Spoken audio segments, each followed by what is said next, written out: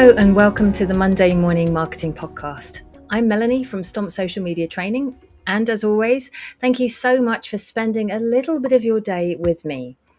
Today's episode is all about something that makes some business owners uncomfortable: competitor analysis. Now, before you think I don't want to spend my time stalking other businesses, hear me out. This isn't about copying someone else's ideas. It's not about seeing who's got more followers than you. And it's most certainly not about sitting there feeling absolutely deflated because someone else's video gets thousands more views than yours do and you barely reach anyone. Because done properly, competitor analysis is actually one of the quickest ways to improve your own marketing, because it always helps you understand what your customers are responding to. And notice I say your customers, not your competitors, because that's really what we're studying. Your competitors are simply giving you clues. Now let's start with one of the biggest mistakes that I have seen recently in business marketing. Businesses have become obsessed with what everyone else is posting. I saw another florist do this. The accountant down the road has started a podcast. My competitor has just launched a new website and now they're on TikTok. And suddenly they abandon absolutely everything they were doing previously because they feel like they're falling behind. Does that sound like you? But marketing has never been about doing everything. We've said this countless times, myself and Esther. It's about doing the right things for your audience. And if you are constantly reacting to everybody else, you're no longer leading your own business. You're letting someone else's strategy become yours. And quite frankly, that's exhausting. So instead, I encourage you to become curious. So when I look at another business, and I'm not asking for myself, how can I copy that? I'm asking, why did that work? Or I suppose as importantly, or more importantly, actually, why didn't it work? Because these are very, very different questions. One of the biggest changes in marketing over the last few years, of course, has been AI. And unless you've been under a rock, you've seen that. And AI can now write captions, generate blog posts, obviously suggest content ideas. But the problem is AI is available to absolutely everyone. If everybody is always asking AI exactly the same questions, then there's obviously a really good chance that everyone's producing exactly the same content or possibly very similar. And that's why competitor analysis is actually becoming more important and not less. Because your job isn't to blend into the market. Your job is to find the opportunities that everybody else has missed. So when I start looking at competitors, I don't begin with their follower count. Honestly, I really genuinely couldn't care less. Follower numbers can be bought and views can be inflated and likes don't necessarily turn into customers. We've all seen that. I know I'm not alone there. Instead, I look at conversations. I look at the comments, I read them, and I look at the kind of questions that people are asking. And of course, I pay attention to the complaints as well. And I notice which posts people have shared, and I look for posts where customers have taken their time to actually write a full and proper response. And why? So that's where the gold is, because every single comment is telling you something. It's telling you what confused people, what interested them, and what they want more information about, what they want to know more about. Or, of course, it could be what's annoyed them or frustrated them. Imagine if 10 people asked exactly the same question underneath one of your competitors' Facebook posts. That's not just their opportunity, it's yours as well. You know, there's something that your audience once explained, okay? You've got to create your own version of an explanation and answer the question ideally better, and perhaps give better, more relevant, and more examples, and make it as easy to understand as possible.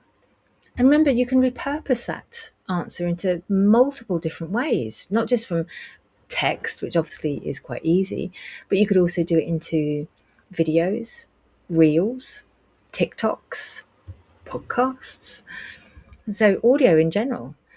So it's just giving as many examples and meeting your audience where they're at and making it easier for them to understand. Because at the end of the day, your job is to serve your audience and you're not copying the business. Obviously, another thing to look at is consistency, not perfection. I'm not going to say I'm perfect because I know I'm not. And it's very difficult to emulate perfection. But consistency is someone who is posting 3 times a week or every week or for months. But if they just disappear after a couple of weeks, then you know they're not being consistent. Also, you need to be consistent across the platforms that your audience is on. So are they showing up on LinkedIn and ignoring their website? Then you need to do better. Are they creating videos but forgetting to repurpose them anywhere else? So it doesn't always necessarily have to start from text, it can start from video. Sometimes you'll discover that your competitors aren't actually doing as much as you imagined. We all have this habit of assuming everybody else has it figured out. And trust me, most of us don't. They're all figuring it out as they go along, just like the rest of us. And one thing I think businesses overlook is their competitors' websites. Because obviously social media changes every day, algorithms change, but platforms, we've seen it in Instagram, TikTok, LinkedIn. They've all introduced new features, but your website tells a much bigger story. Look at what their services are promoting, what problems they're solving, and do they have not just testimonials and reviews, but do they have case studies? Are they collecting email addresses? Are they writing blogs, which I think personally everybody should do? Is it like obvious from the get-go what their mission, vision, value are offering, USP? Is it all obvious? And if it isn't, then you have to do better with your own brand. And it's trying to establish what kind of questions your customers have. If you can't answer those questions looking at your competitors, then you have to make sure that when you look at your own brand, your customers know the answers quite quickly.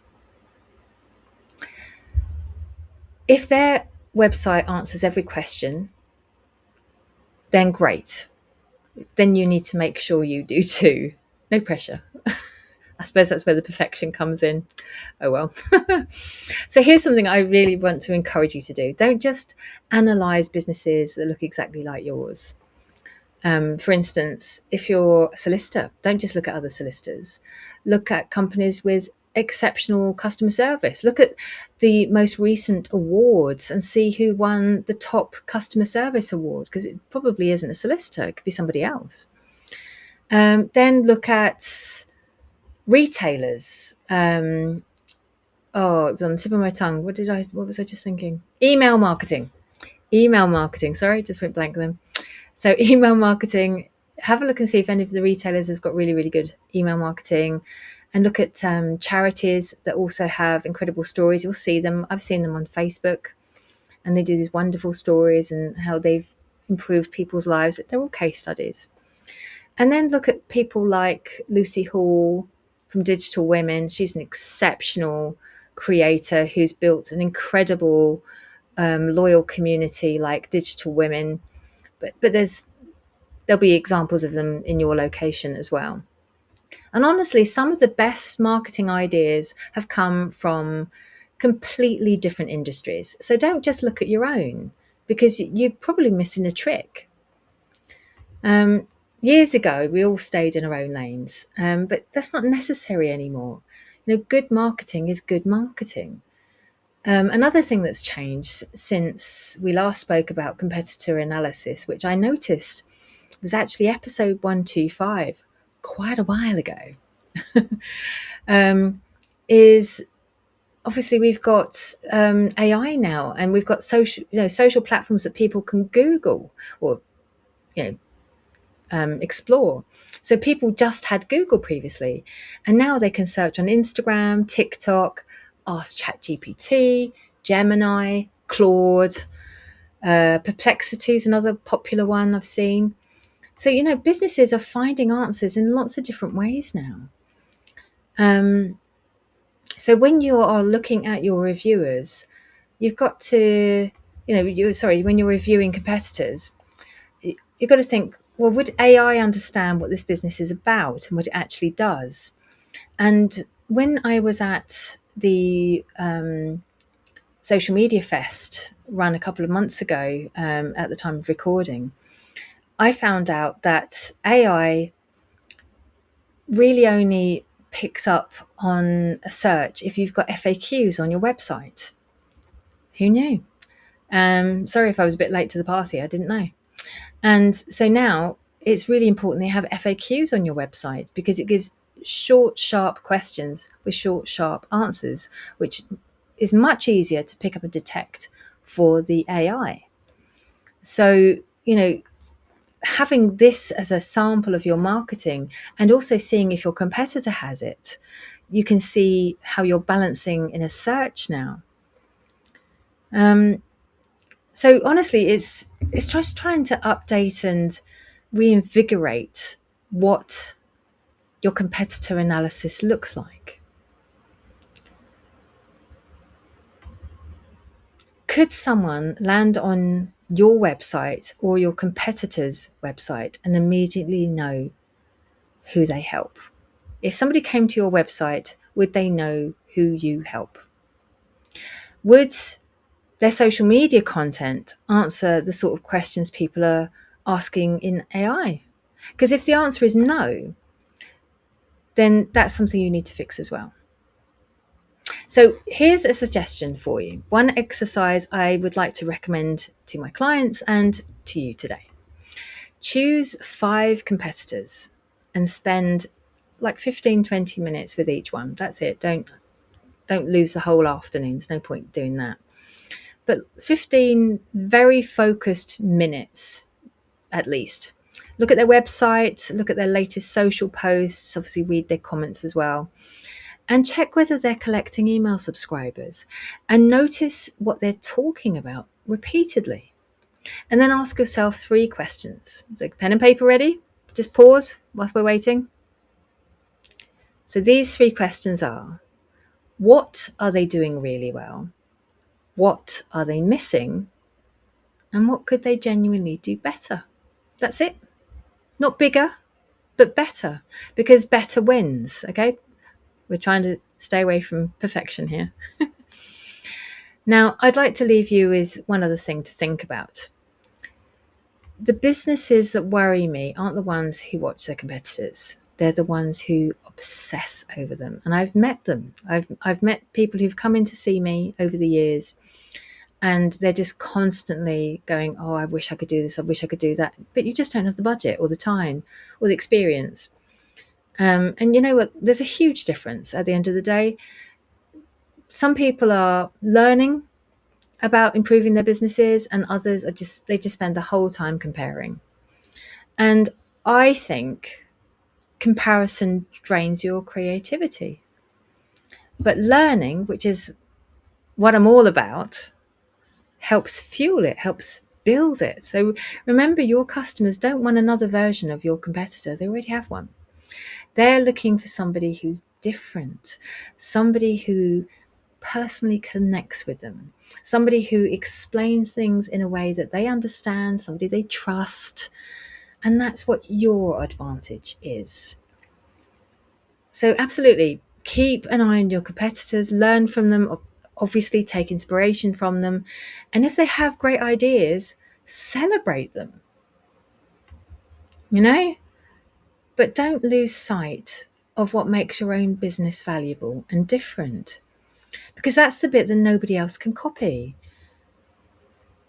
So yeah, that one little exercise there.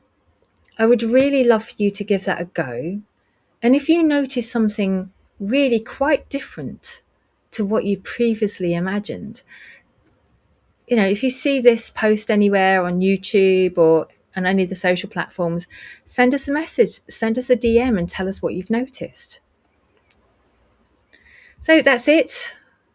I'm going to say goodbye for this week, but thank you so much for listening to this week's episode.